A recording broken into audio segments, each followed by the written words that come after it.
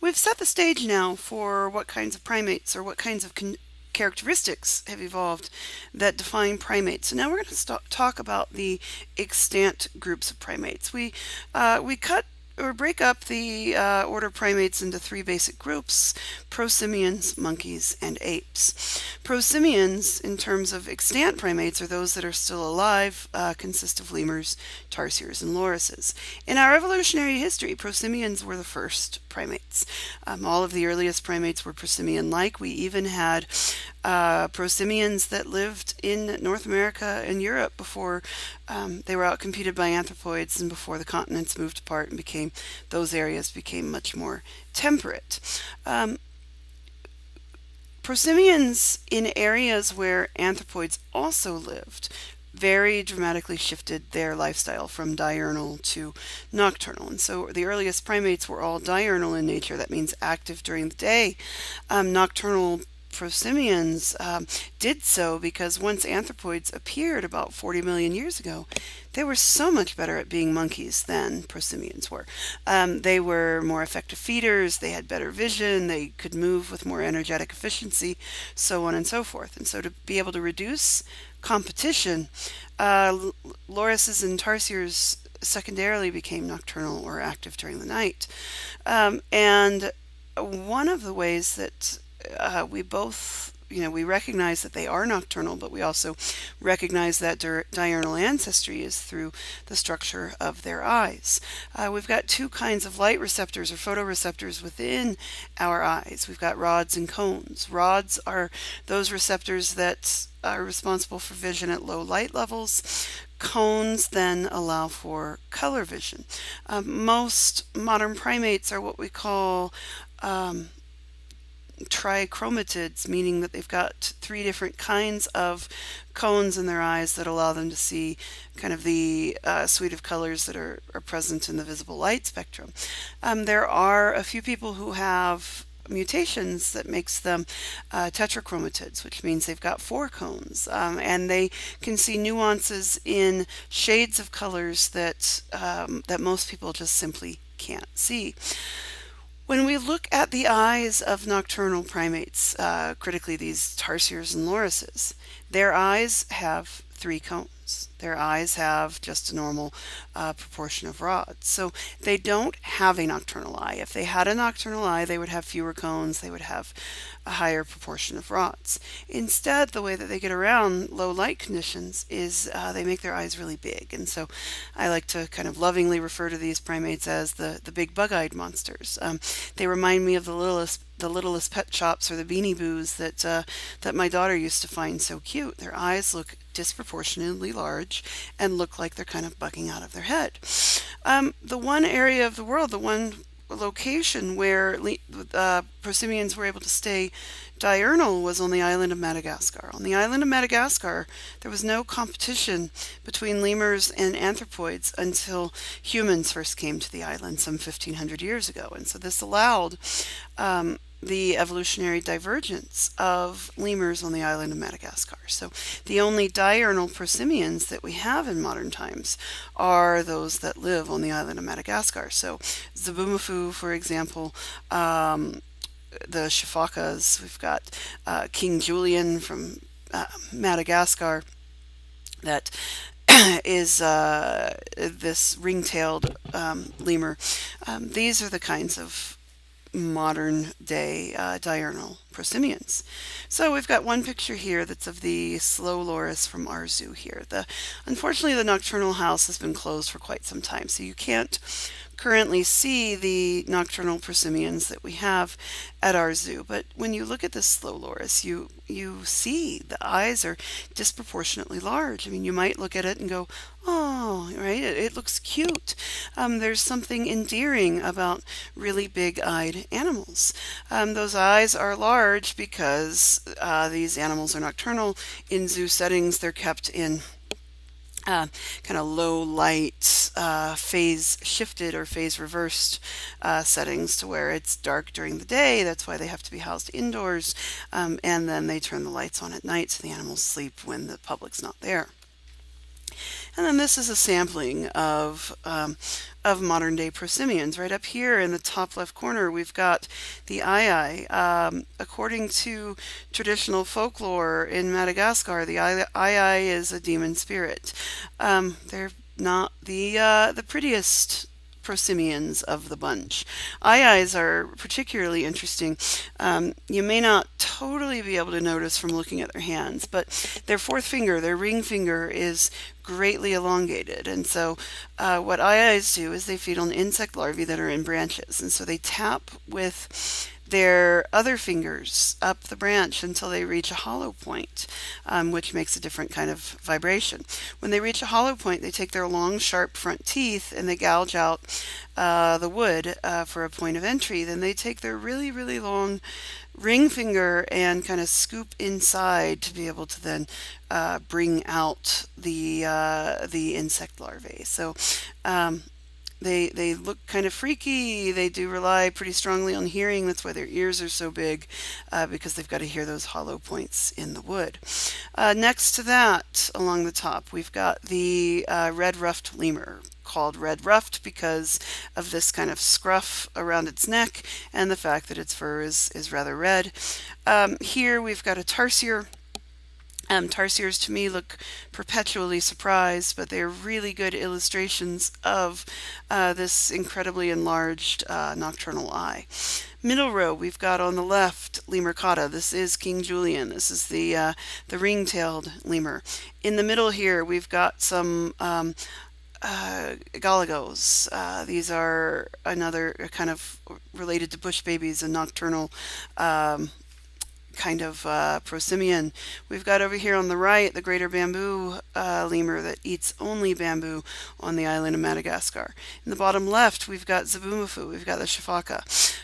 They are famous for kind of the leaps that they do. They're kind of like the jumping monkey. Here we have another tarsier. I just couldn't resist. One thing that you can notice about the fingertips on this tarsier is that they've got basically suction cups, so that they're able to clamp onto things and not be dislodged easily.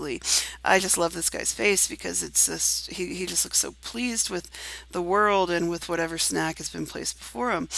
This last picture shows slow lorises. Slow lorises are being decimated because of the pet trade. There are a number of celebrities that have had slow lorises, including Justin Bieber, including not Nicole Richie, who is the other one. I am spacing on it. The Paris Hilton had a slow loris for a while. People think they look cute. This expression, you can often find YouTube videos that say, "Look, I'm tickling my loris."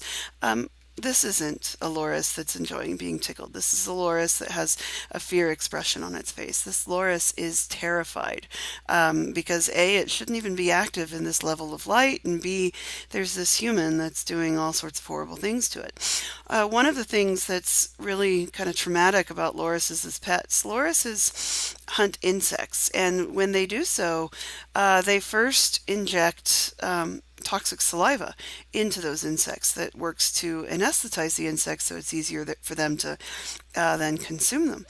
That saliva is also toxic to humans, and so one of the first things that's done to lorises that are to be used in the pet trade is their teeth are pulled out. And so there also are YouTube videos of, look at this cute little loris eating a rice ball. Well, the only reason, or the reason that the lorises are only able to eat rice balls is because all of their teeth have been pulled out and they can't consume anything that's like harder or more tougher skin. So it's incredibly exploitative, this pet trade in primates. Most people who own primates don't know how to care for them.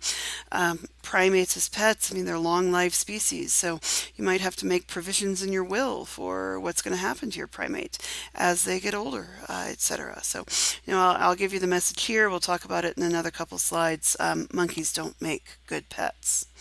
All right, so after prosimians evolved anthropoids. Anthropoids include all living monkeys, apes, and humans.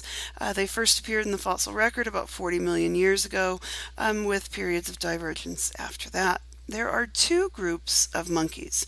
We distinguish between what we call Old World monkeys, those found in Africa and Asia, and New World monkeys, those that are found in Central and South America. they're they diverged evolutionarily quite some time ago, more than about 20 million years ago. And New World monkeys are also called platyrrhines. They are characterized by having relatively flat noses. Their nostrils, because their noses are flat, they tend to kind of rotate outward or face outward. By contrast, Old World monkeys have what we call sharp noses. For example, baboons were often called dog-nosed monkeys. And they are also called catarrhines. That end kind of root of the word rhine refers to nose, and so these old world anthropoids include old world monkeys, apes, and humans. All of the old world species are more closely related to each other than they are to new world species because of this divergence that took place so long ago. And so we as a species, humans, are more closely related to baboons than we are to capuchin monkeys found in South America, even though capuchin monkeys are definitely um, smarter than baboons are. All New World monkeys, and many of the Old World monkeys are arboreal. That means they live full time in the trees. They will not come down to the ground. This is one thing that's been very kind of pronounced with forest degradation and fragmentation in South America. As roads are cut through places like the Amazon, you end up kind of fracturing your population because New World monkeys will not go down to the ground to cross. And so when a road is built, particularly a road that's tall enough for some of these trucks that are going to be piled sky high with logs, part of the canopy is cut away too, and that even if you don't dramatically decrease the total acreage that's covered in forest by fracturing or fragmenting the forest, you decrease the home ranges that are available to these animals. And one way that can deal with this or cope with this while still allowing kind of greater home range size and larger forested tracts is by building what we call wildlife corridors or wildlife bridges. And so for primates, it can be as simple as taking a rope and tying it from a tree on one side of the road to a tree on the other side of the road. These animals will use ropes to cross roads to kind of increase the area that they're able to exploit a forest, and that also then increases like the breeding gene pool. So we're not going to do away with commercial production, but with a knowledge of primate behavior, we can make commercial production have less of a negative impact on these primate populations. In the old world, there are also some terrestrial species, and these terrestrial species tend to be larger and have a greater degree of sexual dimorphism. When when monkeys are in the trees or on the ground, they move quite differently from apes and humans. Their arms and legs are the same length, and their arms and legs move parallel to one another, and so they walk like dogs walk. As a kind of outgrowth of that, if you take a monkey and you throw a monkey in water, that monkey is able to swim. And so the Disney nature film from, I think now we're at about 3 years ago, was called Monkey Kingdom. You guys can watch this for extra credit. You may have to pay to rent it from a place like Amazon or iTunes, but that rental fee shouldn't be too much. And what Monkey Kingdom does is chronicles the life of a crab-eating macaque, a bonnet macaque, from the perspective of a female named Maya. And Maya's not high ranking. Maya's relatively low ranking. And because of that, she doesn't get priority of access to many of the coveted resources. And so she's got to be kind of scrappy and kind of forge her own way. And in one scene from the movie, you'll see Maya and several other low ranking macaques swimming under the water to be able to get at aquatic kind of lilies. They go for the bulbs that are close to the roots of the lilies. And so it's really quite ingenious, the degree to which monkeys at least can rely on aquatic resources. You know, when you throw a dog into water, they're going to be able to swim back to shore because they're going to quote unquote doggy paddle. So monkeys are able to do the same thing. It's not movement that's any different from what they do on land. It's just that parallel arm and leg movement is able to also propel them through the water. One key characteristic that differentiates monkeys from apes is the presence of a tail. Monkeys have tails, apes do not. Now, some monkeys do have reduced tails, and we'll point out some pictures of some of those species, but monkeys have tails, apes don't. So if you go to the zoo, that's one other extra credit you'll be able to do. You may go to the zoo and you may find 7 or 8 species of primates that are on exhibit. We have 8 that are visible from the public areas of the zoo. To get full credit on this extra credit, you would need to find at least 7 of those species. So for that extra credit, what you do is go to the zoo, find the species, you write a list of their common name. For the tamarins that we have at the zoo, that would be golden lion tamarin. You then write down their scientific name. For the golden lion tamarins, that would be Leontopithecus rosalius. Then you write down their country of origin. All of that information is on the signs that are present at the zoo. So even if the species are not out on exhibit, you can't see them, you will be able to access their signs and find the pertinent information. The last thing that has to happen for you to get full credit on that extra credit is that you have to take a selfie in front of the Africa gift shop. Now, why do I bring up the Africa gift shop? Well, one of the species that students have a hard time finding are the golden lion tamarins. The golden lion tamarins are really hard to see. They do have a cage that is immediately behind the Africa gift shop. Their sign is outside of a fence. Their cage is inside of a fence. So definitely seek those out. The other species that a lot of students miss are the black and white rough lemurs, and those are kind of on the backside of the cave that's by the pond. So if you are over by where the lorikeets are, where you can do like the public lorikeet feedings, you're on the backside of the seals and sea lions, where the koala bears, the wombats, and the Tasmanian devils are. If you go off towards the pond, you'll see a little area, a little alcove that kind of faces the pond that's fenced in. That's where the lemurs are. So it requires a little bit of effort. You can treat it kind of like a scavenger hunt, but for full credit, you want to find at least 7 of those 8 species. One of the things that you will notice as you look at the animals is that some of them have tails, some of them don't. Well, that's one thing that's going to help you distinguish between the monkeys and the apes. When we look at the faces of platyrrhines versus catarrhines, the sharp nose of the catarrhine, that's the guenon on top, you see that it's got a snout that's more what we call prognathous. It sticks out. That allows the nostrils then to point down. Compare that to the platyrrhine, the woolly monkey on the bottom. The nostrils have to rotate outward because their noses don't project forward. The caption here asks you to reflect on which one is more like your own. Well, we all have pointy noses, right? Some of us have noses that are pointier than others, but our nostrils face downward. We are we're catarrhines. We are sharp-nosed primates. So when we talk about New World primates, they are all arboreal. They live in the forests of Central and South America. There are primates in Mexico, Guatemala, Honduras, Panama, Brazil, so on and so forth. One interesting feature that only New World monkeys possess is that of a prehensile tail. That means that they are able to use their tail as if it's another appendage. Their tails can grab onto things. And so we used to have some spider monkeys at the zoo. They've since either died or been relocated. But one of them, Frida, used to hang from her tail and then just swing back and forth, and it looked so fun. That is what they're able to accomplish with prehensile tails. There is one nocturnal monkey in the New World called the owl monkey. Guess what's true about its eyes? That's right, its eyes are also big and kind of bug out from the face. And when we compare kind of the evolutionary trajectory of primates in the New World to that of primates in the Old World, we've got some of the same distinctions. So we've got primates that are very prosimian-like. This would include the owl monkey. This would include tamarins and marmosets. They're not the smartest ones in the bunch.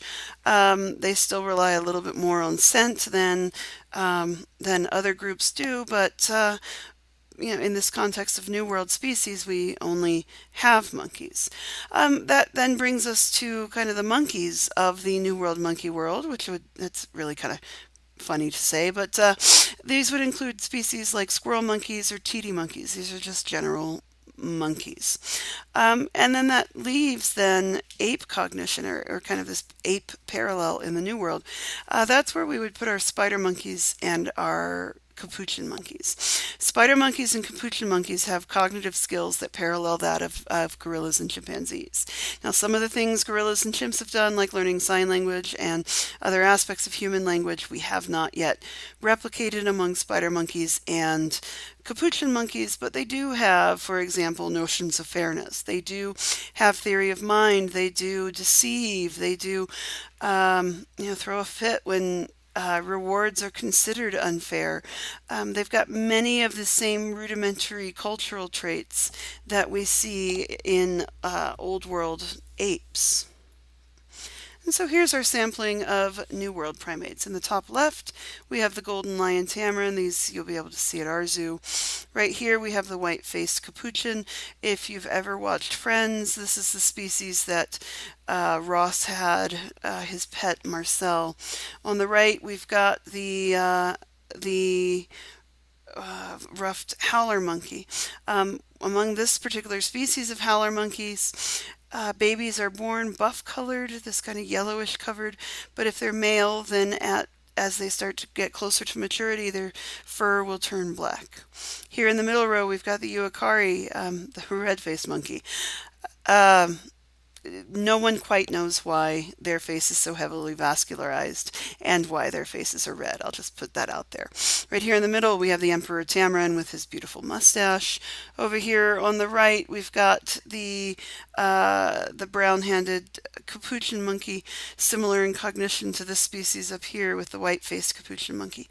Capuchin monkeys are fascinating. They've not only used tools to break open rocks, but they also are the only primate thus far that's been able to be taught to fashion kind of shovels out of stones to get at root resources. And file that away in the back of your mind, because one of the key ecological niches that's going to become available to human are the buried kind of reproductive structures of the plant that require digging to get them out. On the bottom, we have on the left a squirrel monkey. In the middle, we've got another one of these howler monkeys. And then over here on the right, we've got our nocturnal owl monkey.